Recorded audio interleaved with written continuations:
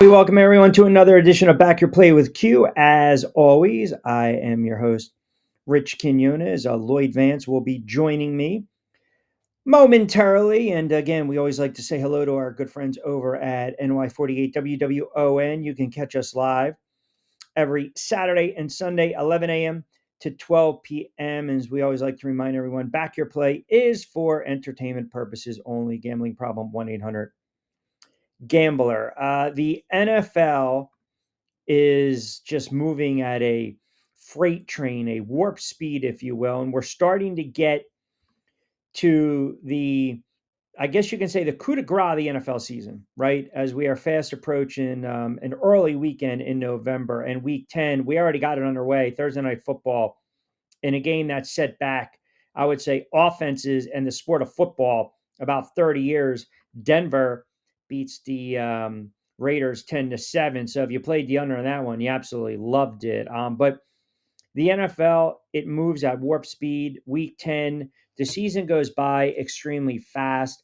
We'll break down some of the marquee games as we typically do.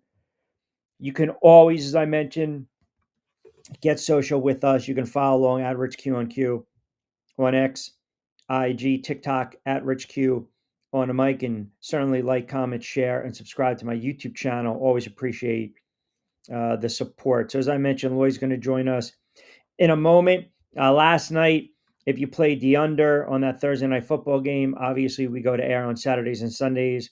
We record earlier in the week, but if you played that Thursday Night Football game, you played the under, you were sitting pretty, never in doubt. A horrible game, bad football all around. Bo Nix struggling, not really sure why this Denver offense can't get it in rhythm, but they pick up the win. They're 8-2. They've been on a wonderful run. They're not, I guess you can say, a juggernaut of a team, but they're winning a lot of games.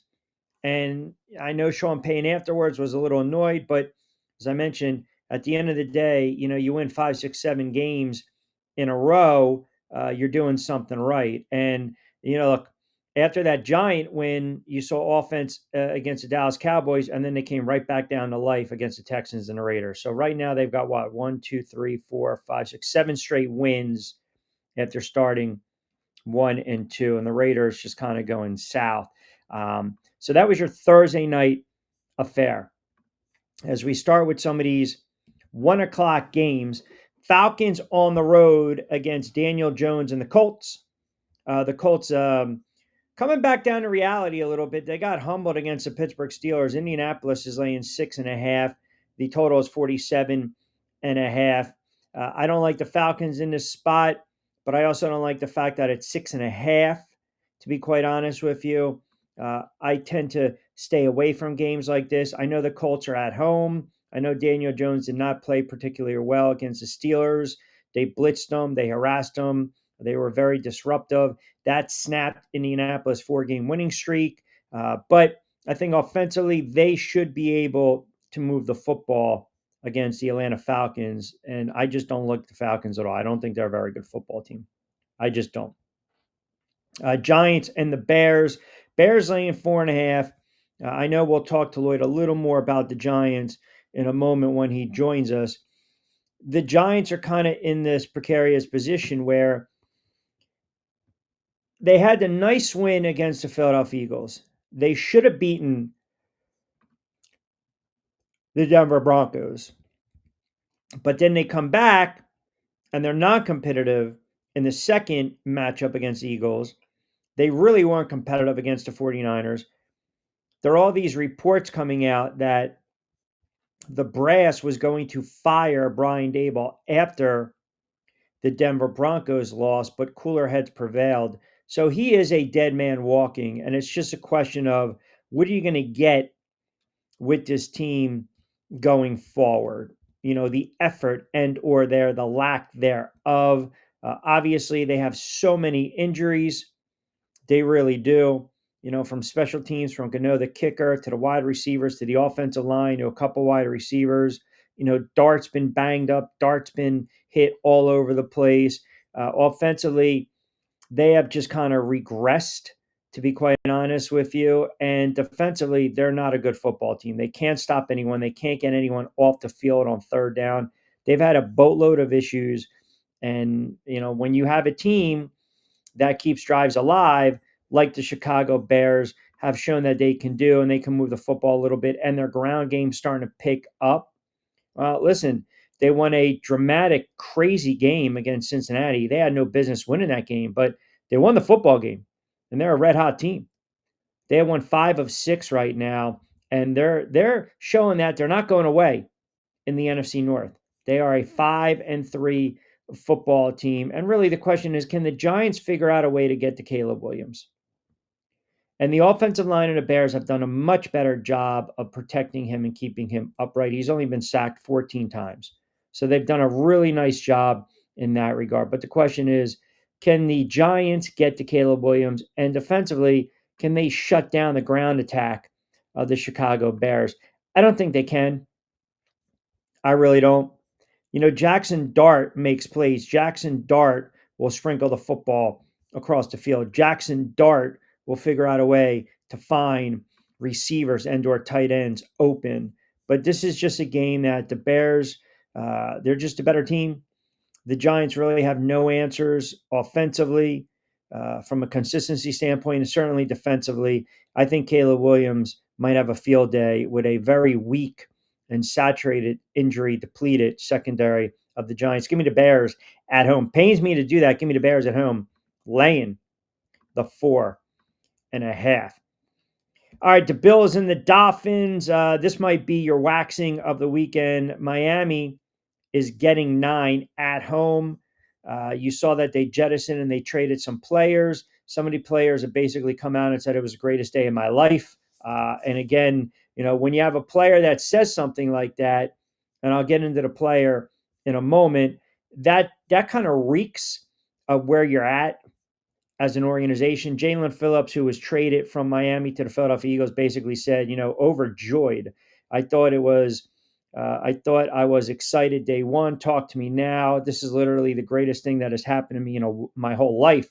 Probably. It's just awesome. The guys are awesome. Everybody's been super welcoming. I love the environment here. I love the vibe here. That's basically taking a shot at a franchise in the Miami Dolphins that is just clueless. They're going south. It is certainly a rudderless ship. I think the Bills offensively put up about 30 in this one. This might be the last game of Tua's career under center for the Miami Dolphins. I like Buffalo covering the number at 8.5 in this one. I know it's a large number, but I like them covering that number. All right, we're just cranking up early on. Opening moments of this edition of Back Your Play with Q. As always, I'm your host, Rich Quiñones. Don't forget to always get social with us at Rich Q on Q, TikTok X, and of course, Rich Q on the mic. And if you guys are tuning in for the first time, Back Your Play is a rapid fire, fast pace sports betting show, and we provide in depth insight analysis as well as our weekly guests since we're in season with the NFL. Lloyd Vance, our NFL insider, is always kind to join us, and we're hoping to lock him in a couple of moments. All right. We'll get through these 1 o'clock games, 4 o'clock games. We'll also go around the league with Lloyd, time pending. But again, keep it locked in this edition of Back Your Play with Q. As I mentioned, we are powered by our good friends over at Fresh Roasted Coffee. 20% off your first purchase, BYP20. That's 20% off your first purchase. You'll get savings right off the bat. Use the promo code BYP20. All right, quick timeout. We'll come back on the other side. We got you locked in for 60 on this edition of Back Your Play.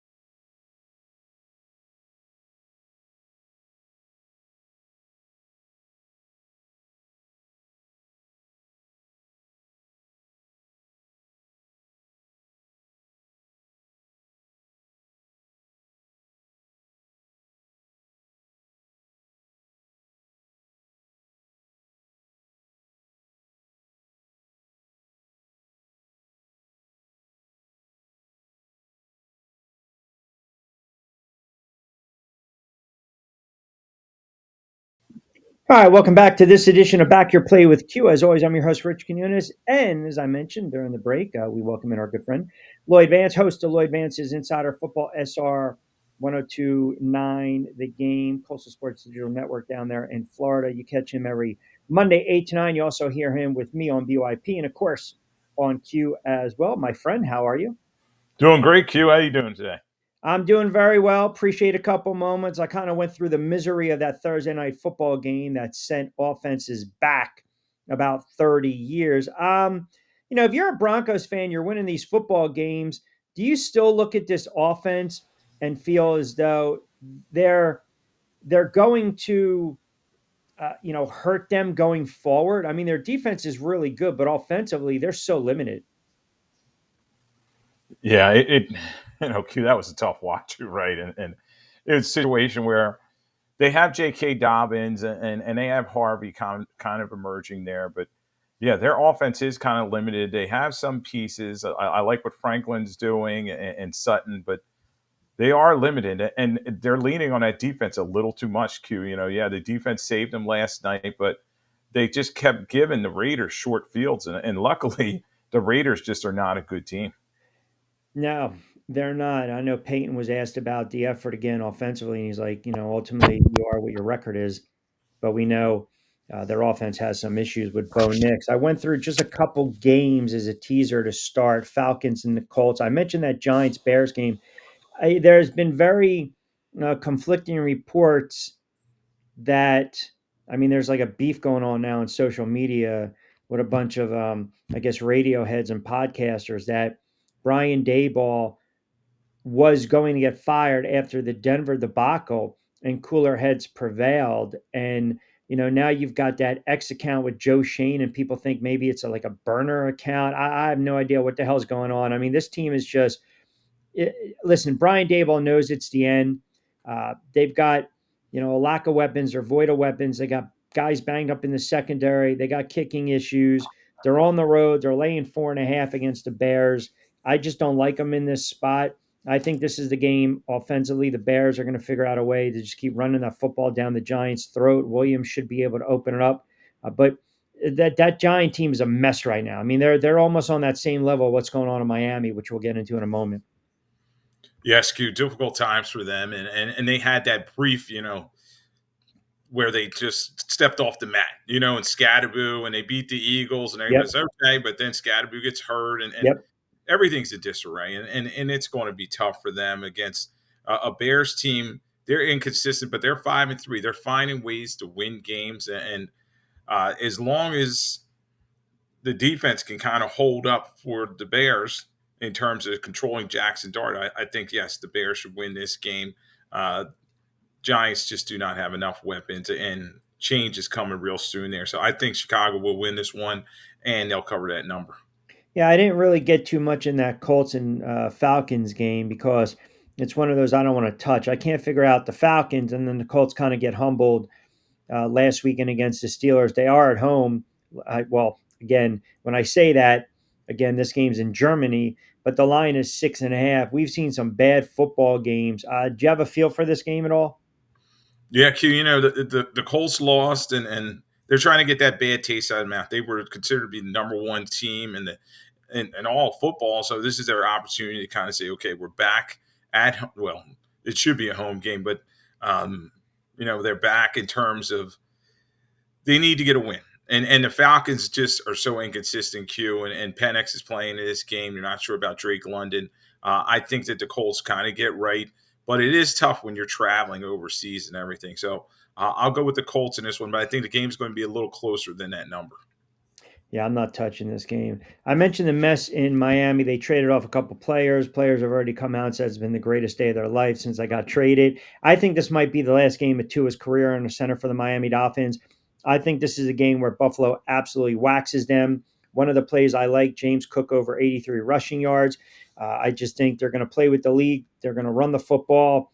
The Dolphins are just a mess. It's just there's something deeper going on with that franchise right now. It's not even about McDaniel. It's not even about, jettisoning Chris Greer. There's just some issues. And I'll tell you, man, if you're a player, you're probably wondering why the hell you didn't get traded, right? And if you're a player that got traded, you're probably ecstatic. But I think this might be the game where you see Tua finally get benched. And if he gets benched, that's going to be it for Tua in Miami.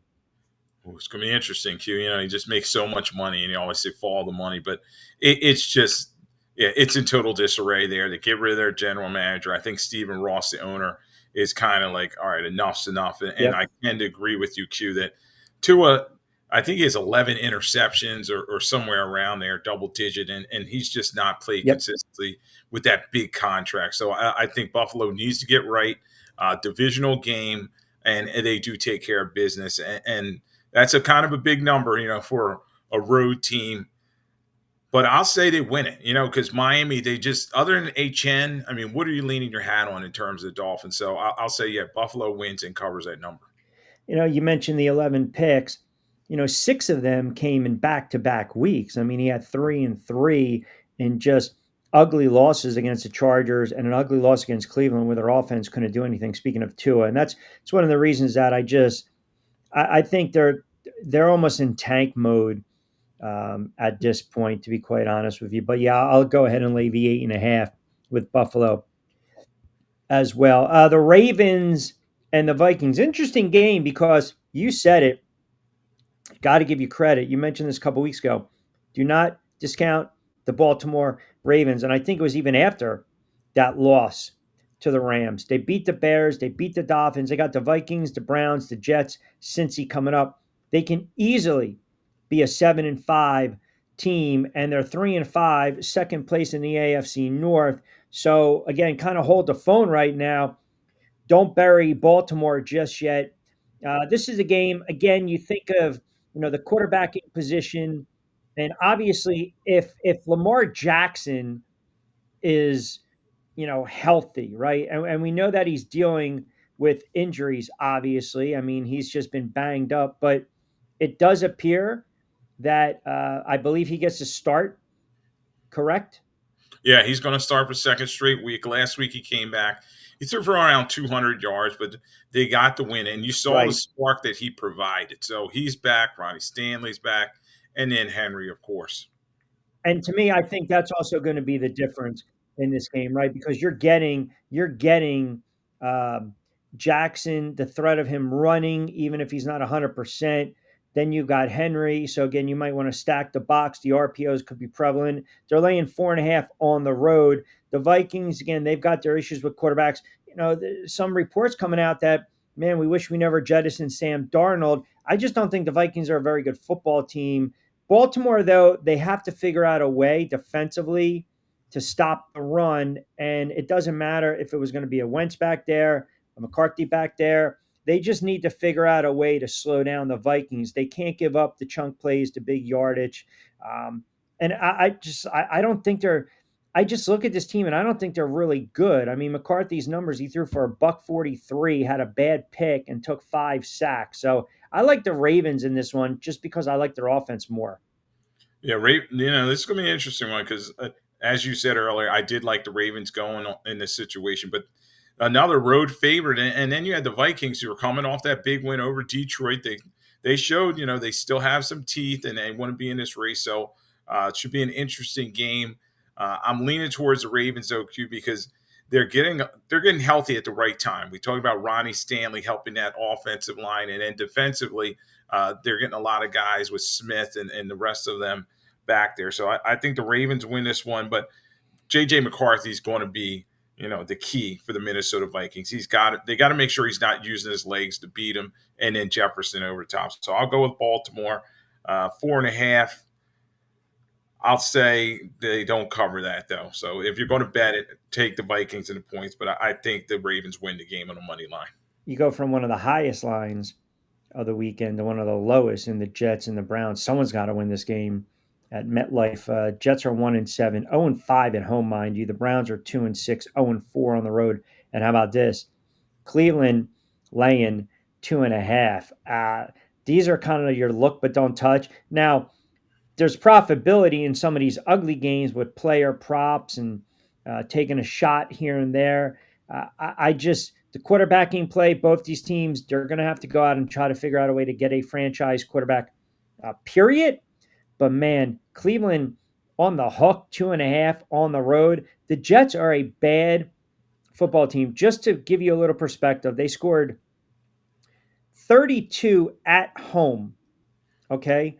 32 at home and lost. They scored 10 at home and lost. They scored 20 at home and lost. They scored 11 at home and lost. They scored 6. I mean, they keep getting progressively worse offensively, aside from the aberration against a bad Cincinnati team with no defense. I don't like the Jets in this spot. If you back me in a corner, I would probably go with Cleveland just because they got the better defense. And also the Jets just jettisoned some players too. Yeah, and the Jets, they're coming off that bye. So maybe Justin Fields will continue. They had a win before it, and maybe he can ascend, but it is an ugly quarterback matchup, too. You have Dylan Gabriel on one side, Justin Fields on the other, who was almost benched or not benched. We'll see if Aaron Glenn decides to go with him again. Been back and forth on this one. I think, though, overall, the Browns defense still has some teeth with Myles Garrett and those guys, and the Jets have had problem protection up front. So I think the Browns get some heat. Justin Fields makes some mistakes, and then maybe Junkins, I think, is going to be healthy enough to play in this game. They run the football against that Jets D, who traded away so many guys. So I'll go with the Browns in this one, and I think they cover the number as well. Yeah, I don't really look at this as, oh man, they'll let down after trading some players. I mean, players get traded all the time. You still got to go out and you got to make plays if you're the Jets. Here's a real nice game, 1 o'clock CBS window, Pats and the Bucks. I mean, that's got either Kevin Harlan or Ian Eagle all over it. Or it could be Nance and Roma. I'm just trying to look at some of these 425 games. I think there's only one on CBS, Cardinals and Seahawks. That would be a CBS game. But anyway, I like this game. Drake May, I think, has shown you that he's a franchise quarterback, playing like an MVP. Then you got Baker Mayfield, obviously turned his career around, is definitely playing like a franchise quarterback, also in the conversation of MVP. The total is 48.5. That line's dropped a touch now under 3. Tampa at home laying 2.5. So basically, you got the hook, so you need it by 3. Here's a great spot for New England to go on the road where they're 4-0 and beat a very good, or have an opportunity to beat a very good Tampa Bay team that comes in banged up. Yeah, it's a prove it game, Q. The Patriots have that nice record, 7-2, and then outside of their victory over Buffalo, they really haven't beaten anybody. So this is their chance to go on a road business trip and go against Tampa Bay, who's coming off a bye. Baker Mayfield, as you said, MVP type candidate, but a lot of injuries in terms of receivers, not having Mike Evans. I think they'll have Godwin back and Emeka Ibuku in this one. I think the Patriots are going to have a tough time against Tampa Bay. Winfield Jr. and them probably force a turnover. Drake May still a little young for these situations, so I'll go with the Bucks in this one. I think they cover the number barely on a McLaughlin field goal. He's kicking the ball very well for him. So you're looking at this. You don't like Drake May on the road in this spot. Well, it's a growing situation. And don't forget, Todd Bowles is on the other side. He loves playing against young quarterbacks. He's going to blitz early and often, and he have Vita Vea in the middle, kind of controlling things. I'm not sure if Stevenson's going to play for the Patriots, and they're going to need some semblance of a running game to get that play action going. So I think Tampa Bay is a little better than people are giving credit for, and it's their chance to say we're still in the race.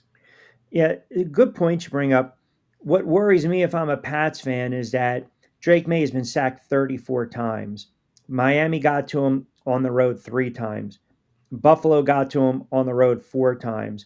Tennessee got to him on the road 4 times. Now, granted, they won all those games and he put up some gaudy numbers. I think that's the difference in this one. I think Tampa's going to scheme a little differently. I think they're going to blitz from the edges. I think they're going to be disruptive.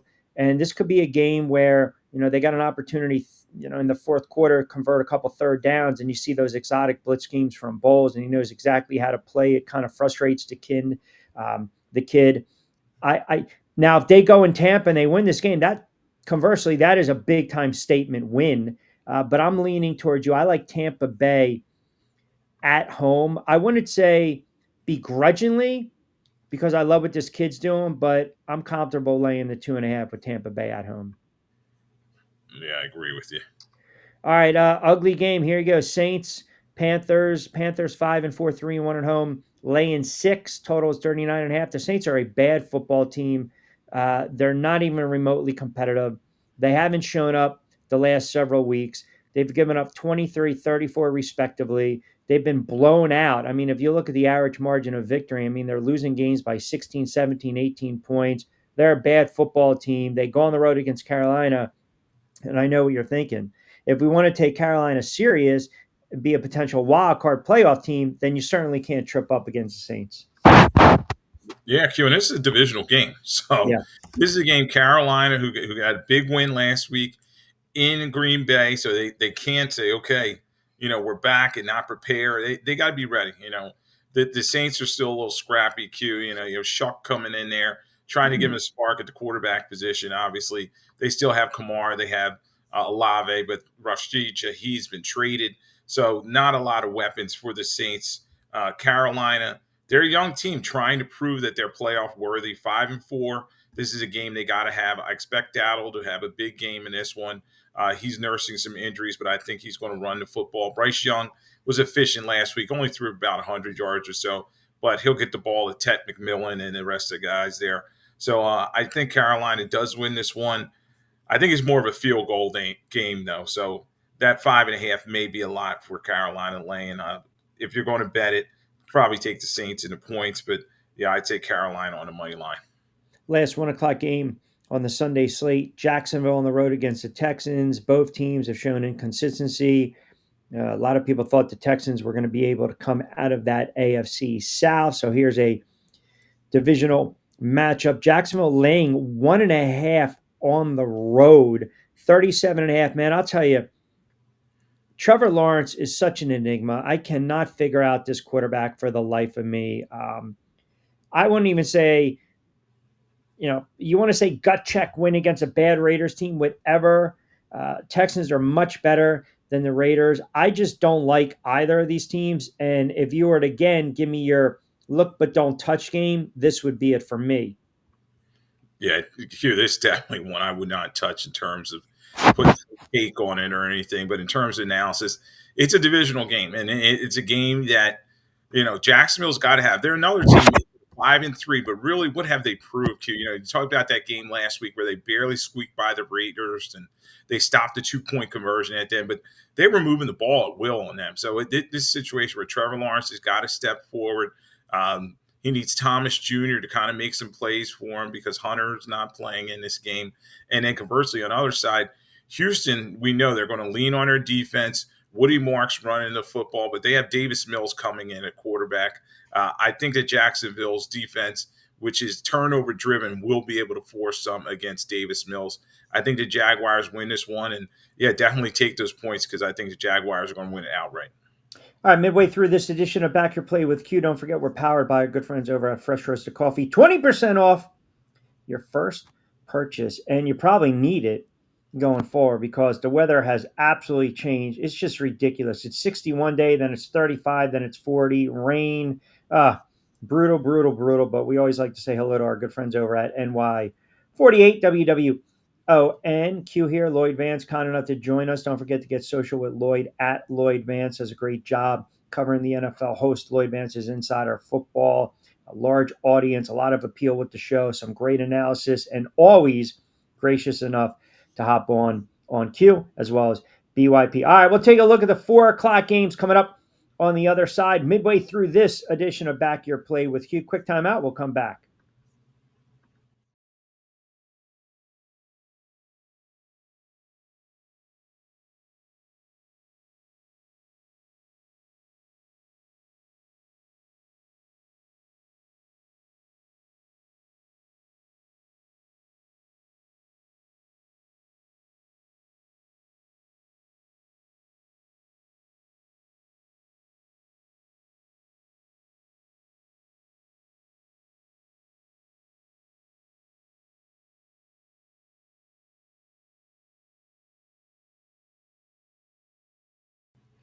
All right, midway through another edition of Back Your Play. We are just cruising through week 10 already in the NFL. It is absolutely I feel like we have this conversation every single week, every single season, every single year. The NFL just flies by. You got to enjoy these games while they last. All right, light with the 4 o'clock games, Arizona and Seattle. And we talked a little bit about this earlier in the week. I said the best decision to make for Arizona was to stick with Brissett.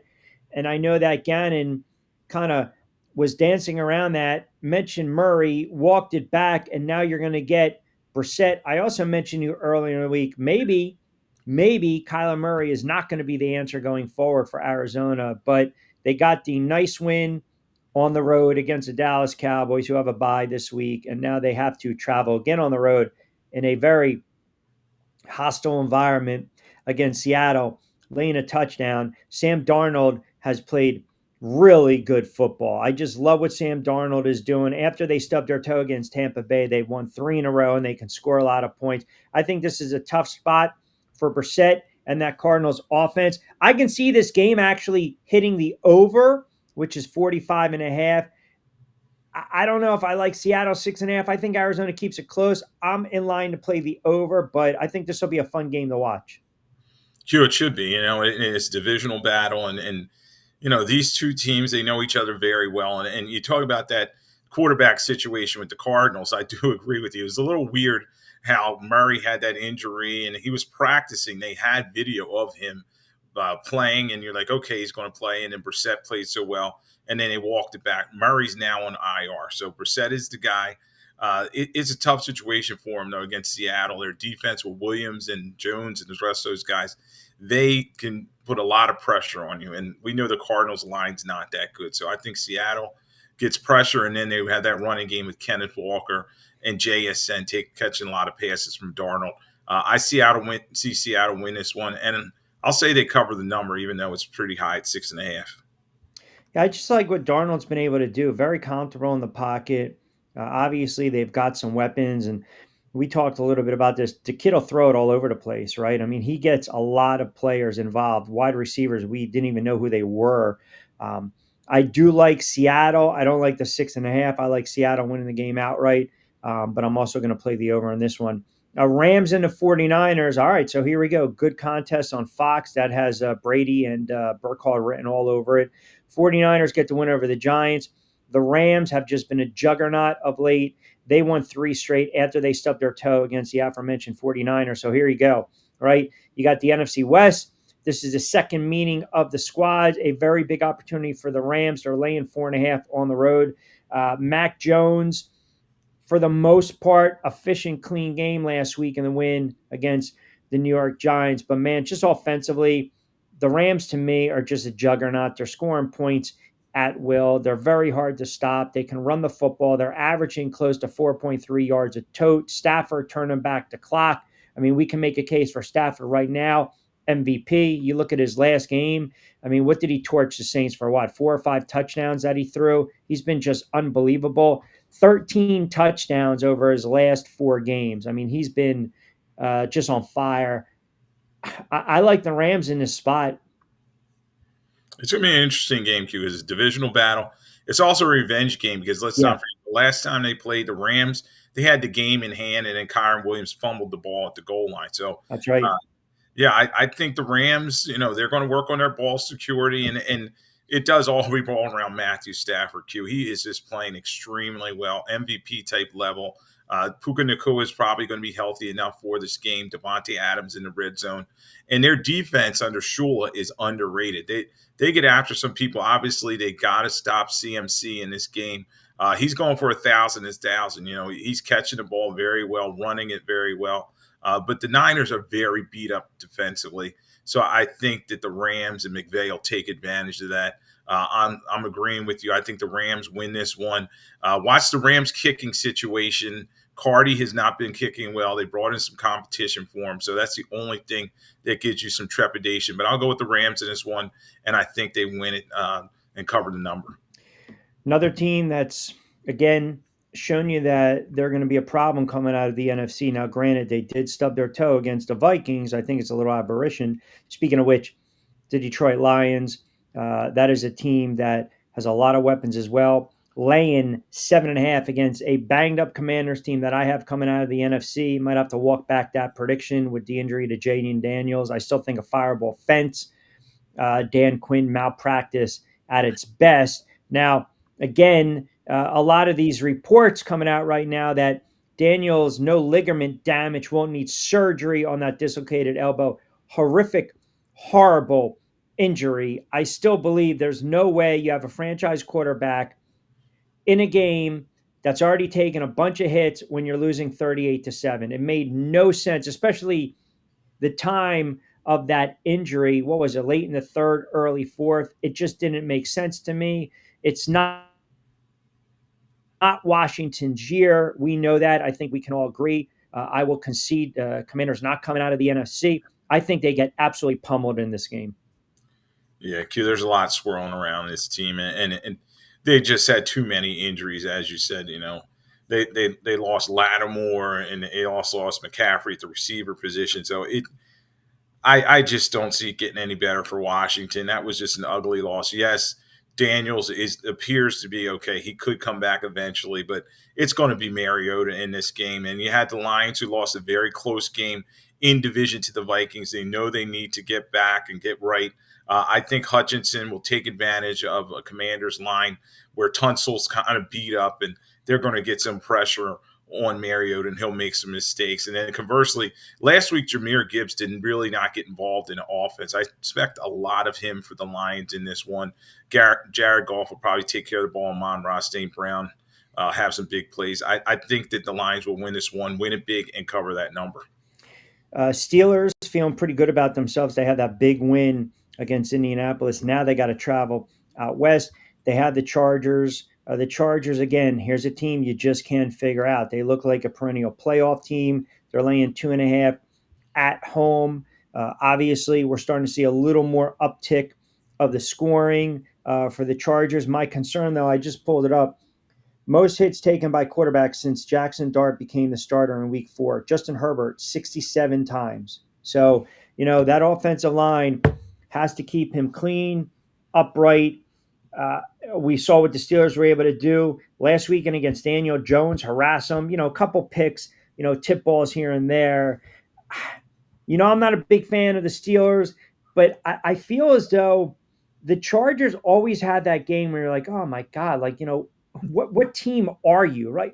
For instance, going on the road and losing to the Giants with Jackson Dart having his first career start, and then Jaden Daniels coming back off injuries and then beating them by 17. Like, I can't figure out the Chargers. I might spite pick and just go with the Chargers because I can't stand Pittsburgh and right now Aaron Rodgers. So Yeah, Q, this is going to be a fun one to watch, and it's a tough one to analyze because both these teams, they're in that playoff mix, but they're so inconsistent. Steelers last week for 6 turnovers against the Colts, and they were just dominant. You saw Hayward and Highsmith and Watt all getting some heat for them.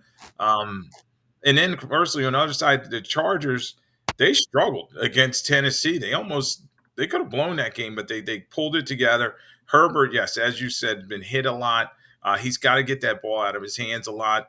Vidal, they're going to need to get something from him running the football. I tend to think the Chargers at home will find a way to win this one because the Steelers, as you said, played so well last week, and probably this week they'll lay an egg. So I'll go with that. I think they cover the number because they have Dicker in terms of the kicking position. Both teams have good kickers, but this should be a fun one to watch. So that's your Sunday night to close out the Sunday slate. And then Monday night's a big one. Eagles on the road against the Packers. Cold weather be damned. Green Bay's laying 1.5. And I know exactly where you're going to go with this one. First thing you're probably going to say is, I'll say it for you, Philadelphia Eagles coming off a bye. This is a big game for both these teams. And I think it's okay if the Eagles trip up in this game. It's not the end of the world. Well, Sirianni's 4-0 coming off a bye, Q. So, and let's face it, Green Bay, you're talking about inconsistency. That's their name. They're 5-2-1, and they look good one week, but last week they did not look good. And they lose their tight end, and now the Eagles are coming in there rested. The Eagles have made all these changes. They're probably going to have Phillips in there and all the other guys that they traded for. Um, I think the Eagles are going to be able to run the football at Green Bay. They're going to have a lot of Saquon Barkley in this game because Parsons gives the Eagles fits. He from his Dallas days, so he's probably going to bring in a lot of heat. Been back and forth in this one. I'd probably say the Eagles are going to win a very close game. It's probably going to be a field goal type situation, but I still do not totally trust Jordan Love. I think he's going to throw a pick, and maybe Cooper DeJean or somebody like that takes it back to the house. All these BS reports, and you got to be honest here. Diana Rossini just, it seems as though she makes a lot of these Eagles reports up. I mean, it's just there's no substance to them. Okay, AJ Brown didn't like the sandwich for lunch, so he's not happy. He wants to get traded. Like, we knew AJ Brown was not going to be traded, and I don't want to call her out, but I have to, because it's like, what's the substance behind some of these reports or rumors? We can sit there and say whatever we want and not be held accountable for it, but we should be held accountable for it, especially when you're talking about potential trades of a franchise all-pro wide receiver to a team that's the defending Super Bowl champs. Now, again, this is a team that comes into this game against Green Bay, as you mentioned, um, off the bye. But their last showing, they were able to run the football, open it up against the Giants and that bad secondary. Are they going to be able to run the ball with success against the Green Bay Packers? The Packers have that smallest defensive front, and the key thing though is Jurgens is not going to play again for the Eagles at center position. Toth is going to be in there, but they'll have the rest of the line intact. So Saquon Barkley, if he has his lanes, he should be able to run it, and Bigsby coming in to spell him here and there. Yes, they should be able to run the ball against them because let's face it, the Packers are aggressive defense, and they under Halfley they want to get pressure on the quarterback on passing downs. The Eagles, I think, dial back the passing. You expect Hurts to throw the ball about 25 times or less, and expect a lot of tush push in this one. I think Sirianni wants to show the team that voted against it and said they didn't want the tush push anymore to rub it in their face. So I expect the Eagles to have that physicality up front. I think the difference in this game, I think it's going to be the legs of Jordan Love, right? And the other thing is, I pulled this stat up, and you tell me what you think. We are talking about the trade deadline and a lot of hits and then potential misses. So Josh Sweat has had a really nice season for Arizona. He's got 7 sacks.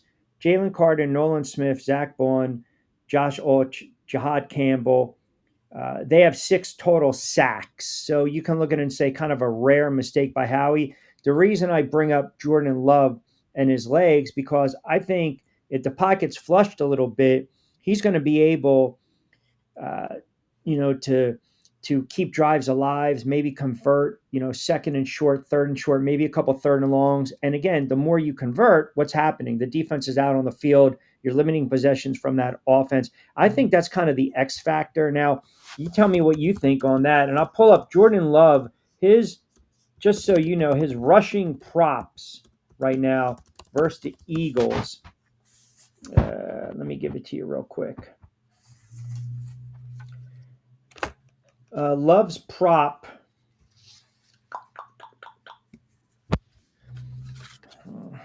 I gotta find it real quick. But what is your thoughts on kind of my analysis on Love and the lack of the pass rush by the Eagles? Yeah, the pass rush has been an issue. That's why they're bringing in Jalen Phillips and they brought back Brandon Graham, and those guys have have the bye week and 2 weeks basically to get ready for this game. A big guy I think you need to talk about though in terms of Jordan Love and his running and moving and change is Zach Bond. He's from Wisconsin, so they're probably going to have Zach Bond spying him and keeping an eye on him. Very athletic linebacker for the Philadelphia Eagles. So they're probably going to need to keep him in the pocket. But Jacobs is definitely got to get going, and Kraft, that injury is going to probably hurt the Packers. Q. That's something you got to watch. Musgrave is coming in there. They're going to try to get Christian Watson over the top. That's something the Eagles are going to have to guard against with their safety coverage is not the best back there with Mukuba and Blankenship. So there are a couple things that need to watch. But I think it's going to be a pretty close game and a pretty entertaining game. I see Love's set at like 28 rushing yards. Um, I think he's going to be able to make some plays here. The early public money is really kind of tilted on Philly 70% of the action. Eagles are 3-1 on the road, but you got to win the turnover battle, right? And think about it. They were extremely lucky winning the turnover battle in all three of those games, +5 in the turnover differential game against the Vikings, Bucks, and the Chiefs. They haven't faced a defense on the road this season that ranks in the top 10 in opponent yards per play. Packers rank number 2, only behind Denver. So they might also defensively, the Packers kind of dare Jalen Hurts uh, to win this game with his arm. Now, his passing total is under 210. Wow, 210 passing yards. That's low.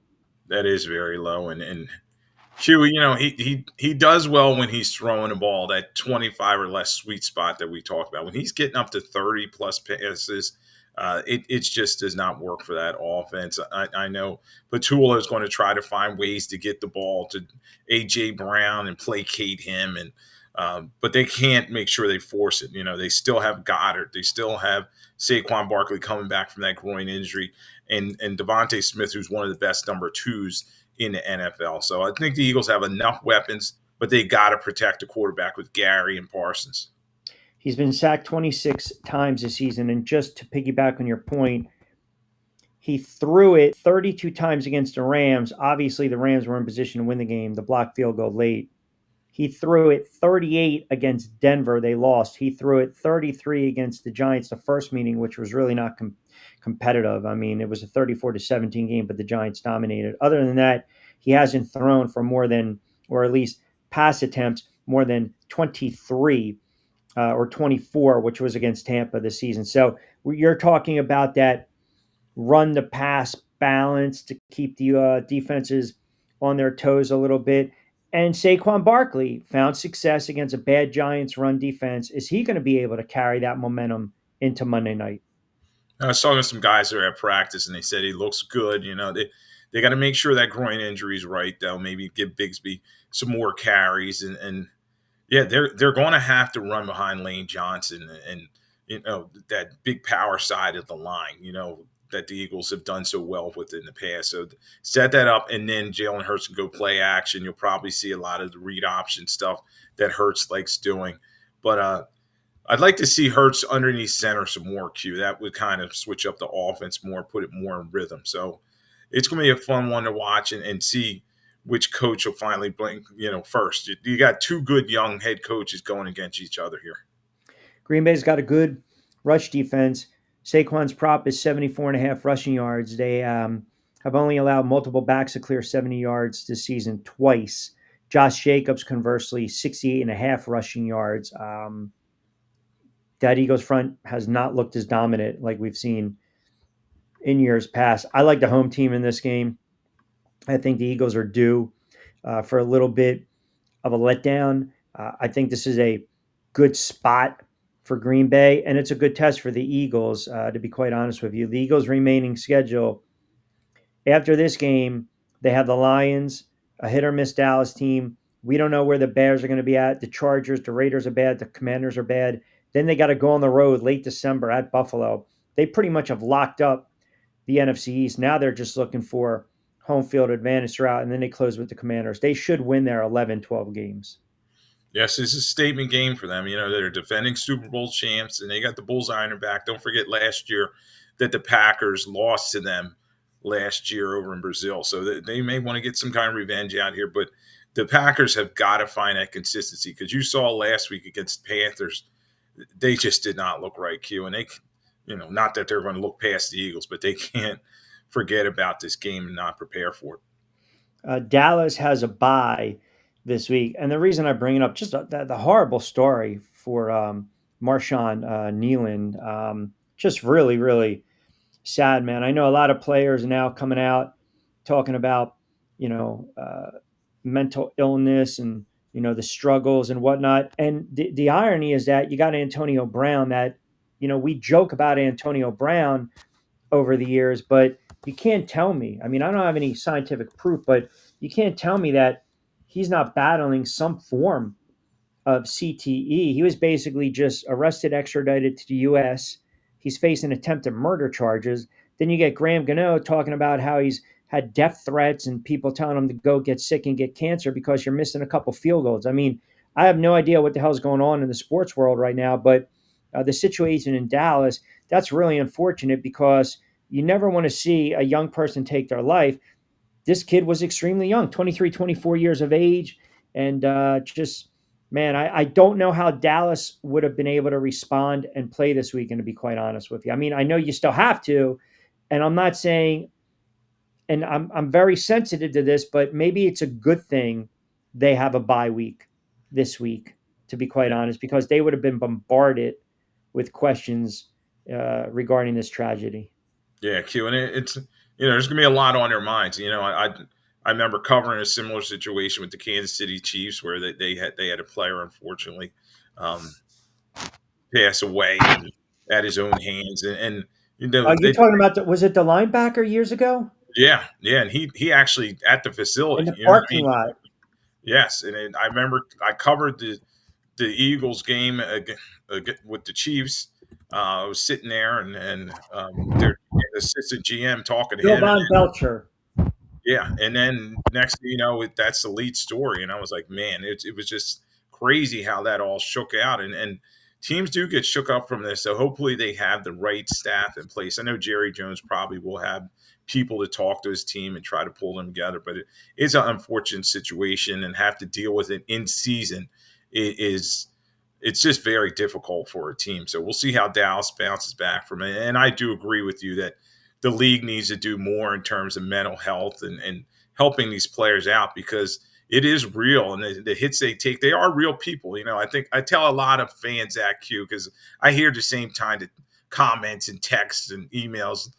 They're real people out there. Yes, you're betting and you have fantasy football implications, but it really doesn't matter when you're talking about somebody's life. Now, listen, social media is a cesspool. You cannot allow it to bother you. You cannot allow it to get under your skin. You have to ignore it. I know it's tough for younger people, teens, because they're uberly sensitive and you get bullied a lot. But to have grown men, grown athletes, send death threats or wishing harm because somebody's bet was not, it didn't hit or it was lost. It's just, it's really, it's not a good look, man. But again, and we do the gambling show and we try to do it as tasteful as possible, and it is for entertainment purposes only. But some of these guys take it a whole new level. And then you got this just came down, which is not surprising. But Mark Sanchez, by the way, out at Fox Sports because of the felony charges for the stabbing incident. So here you go, former NFL quarterback turned analyst, now felony charges after that incident in Indianapolis. Yeah, it's unfortunate, and I figured if Fox would kind of do that after their due diligence, and he's going to have to deal with it. There's still parts of that story coming out, Q. You know what I mean? And the fact that he got Correct. charged shows that he may have had not been at the right place, the right time. I'll just put it that way. We'll see how this thing shakes out, and but as we always say, the train always keeps moving in the National Football League, and they're still going to have the games. It's going to be on TV. The ratings are going to be high, and unfortunately, getting these situations, and you got to kind of move on. Yeah, and then lastly, a little housekeeping. The remnants of the tread day line that is passed. I know we talked a little bit about that. I'm really interested to see what's going to go on with the Giants because that's my team. It's my backyard. I'm just very, now you got a head coach that's got to sit there and answer questions that a podcaster and a radio host who are going back and forth on social talking about he was about to get fired in Denver. So that tells me, period, that his time is done. Like that's it. And I guess the question is, what's the benefit of having him coach the remainder of the season if everyone knows it's the worst kept secret? Imagine you got to keep going to work every day and then know in another month you're going to be fired. Yeah, it's just awful, Q. And I think it's only going to get worse for them. And their schedule's tough, man. They still got to play Green Bay. They got to play at Detroit, at the New England, and then they finally get their bye. You know, Yep. So it may be around there, but it's a tough situation for Dayball. You don't wish anybody to lose their job or anything like that. But we knew coming into the season he was on a hot seat. GM Joe Shane were on a hot seat, and you're like, why did they even bring him back? Correct. They I brought was. that they brought the young quarterback in. When they made that change, it was like, okay, maybe they should just turn a page in terms of the whole franchise, get somebody in there that could teach him. Dayball probably, I was like, oh, I could teach him like I taught Josh Allen. Well, he's just not the same guy. The team has gone down the drain the last couple seasons after that big playoff run, and it's just time. So yeah, it's going to be difficult, and I think it's going to get uglier in New York for them. Yes, I absolutely I agree. And like you said, it's you know we have opinions, we have strong opinions. Yeah, sometimes we get a little goofy on the air here and there because we're all passionate. Um, just sometimes it just doesn't work out for some of these head coaches, and they're not meant to coach in certain markets, certain teams, certain areas. They're not qualified. They're bad hires, and unfortunately, that's the reason they call it Black Monday, because a lot of these coaches are going to be looking for work and in the employment line, and we always got to keep in perspective that they also have livelihoods, families, kids, bills to pay as well. They are compensated handsomely, though, but it is a high stress situation. So, all right, 10 weeks in the book. You got to be kidding me, Lloyd Vance. 10 weeks in the books. Here we go. Went through the 1 o'clock to 4 o'clock, Sunday night, Monday night. You got to remember to catch Lloyd every Monday, 8 to 9. Lloyd Vance's Insider Football, 1029 FM, The Game, Sports Radio, and of course, Coast Sports Digital Network down there in Florida, Tampa, Florida, with our guy, Angel Martinez and company. Lloyd does a fantastic job. Give him a follow on social media as always. And as we like to say, because this is entertainment purposes only, we always have to remind the listening audience, Lloyd, if you say it, you play it.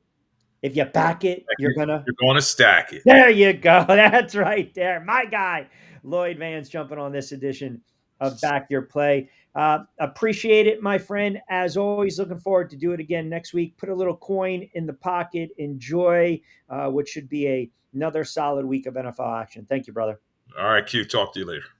All right, there you have it, my guy, Lloyd Vance. We're going to wrap it up on this edition of BYP. Don't forget to get social with us. It's very easy to do. Tune in every Saturday and Sunday, 11 to 12 on NY48 WWON BYP for entertainment purposes only. You can get social with me, and we always encourage you guys, check out Fresh Roasted Coffee, 20% off your first purchase. And as I mentioned, social media, very easy to do. Click away on X at RichQ, IG at RichQ, TikTok RichQ on the mic. And as Lloyd said, and as I will say again, and we echo it, if you say it, you play it. If you back it, you're going to stack it. Hope you enjoyed this edition of Back Your Play for week 10 of the NFL season. We'll talk to you on Monday on Q. Don't forget to check out Overseas Dimes, a new edition of that, dropping on my YouTube channel at Rich Quiñones, and follow along on social media. Best of luck with your bets. Have fun with it. And remember to bet responsibly. Have a good sports weekend. Enjoy the NFL slate this weekend as well. And as always, I'm Rich Quiñones. This has been Back Your Play. Hasta luego, buen día.